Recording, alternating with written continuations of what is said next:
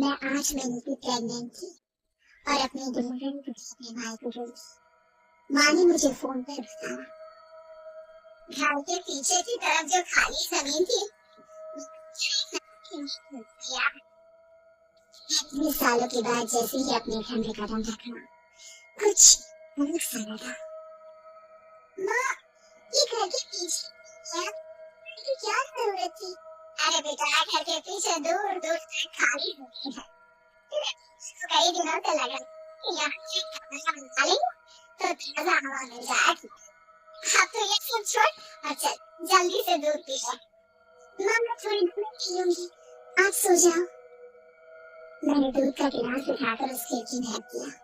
पता नहीं कब आंख लगी, अचानक से खिड़की के पल्लों के खड़कने की तेज आवाज आई। दूध का गिलास धड़ाम से जमीन पर गिरा। जमीन पर गिरते ही दूध का रंग लाल हो चुका था। मैंने खिड़की से झांककर बाहर देखा, चारों तरफ अंधेरा था। सिर्फ अंधेरे की तरफ से कुछ आवाजें आ रही थी, जैसे छोटे बच्चे आपस में खेल खिलाकर मस्ती कर रहे हो।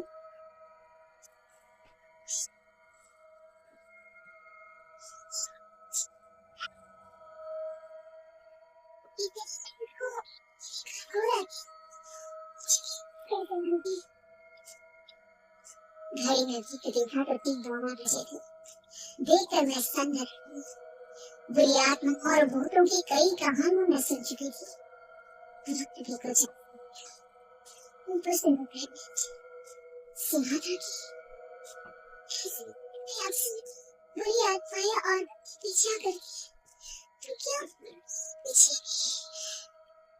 किसी से बहुत बड़ी मुश्किल से जैसे कांपते हाथों से मैंने उस खिड़की को जल्दी से जल्दी उस कमरे से बाहर निकलकर माँ के पास जाने के बारे में सोचा। दरवाजे की तरफ बढ़ी, लगा हवा की स्पीड से दरवाजे के सामने से गुजरी।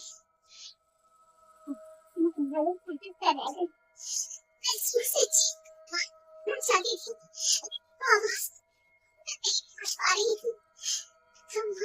एक बार से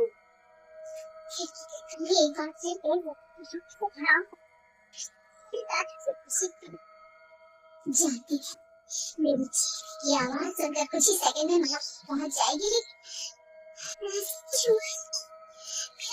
डर के मारे भागा जा रहा था। आखिर आवाज क्यों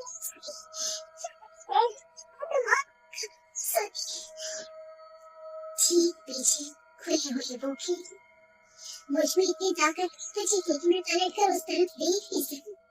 हवा का एक सनसनाता हुआ झोंका उसी वक्त मेरे कानों से आंखें टकराया।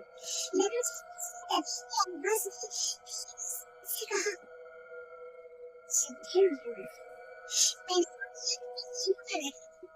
और एक जोर से चीखने की कोशिश की।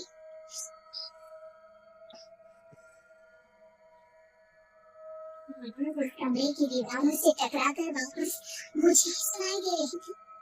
जितनी ताकत के साथ मैंने चीखने की कोशिश की थी, कुछ देर बाद उससे कभी ज्यादा तेज और दर्दनाक चीख मुझे सुनाई देने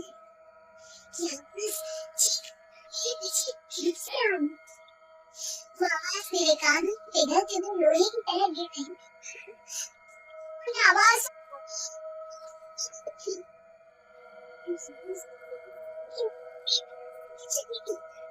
कांप रहे हाथों से मैंने अंधेरे में कुछ ढूंढने की कोशिश की। तभी अचानक मेरा हाथ बैग पर रखी टॉर्च पर पड़ा। किसी तरह लगाकर टॉर्च का बटन ऑन किया। सामने दरवाजे पर छोटी लड़कियां खड़ी हुई थी। मैं घबराकर लेकिन गर्दन टेढ़ी थी और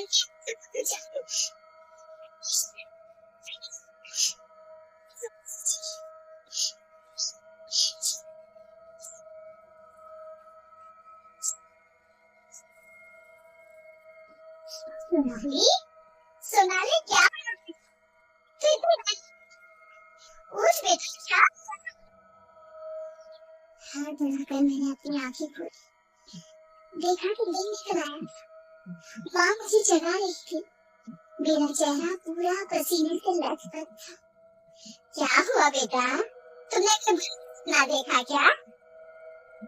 मैं अभी तक अपने पूरे होश में नहीं थी। वो मेरे बच्चे को पार नहीं हुआ। लेकिन मेरे बच्चे को मैंने घबरा कर अपने पेट को छुआ। सब कुछ ठीक था। और वो दूध जो रात को यहाँ पर देता था, सारा पार हो गया था। माँ ने हंसते हुए दूध का गिलास मुझे दिखाया। तुमने दूध पिया ही नहीं, पूरा के पूरा रखा। समझिए, सेहत के लिए लापरवाही ठीक नहीं बेटा।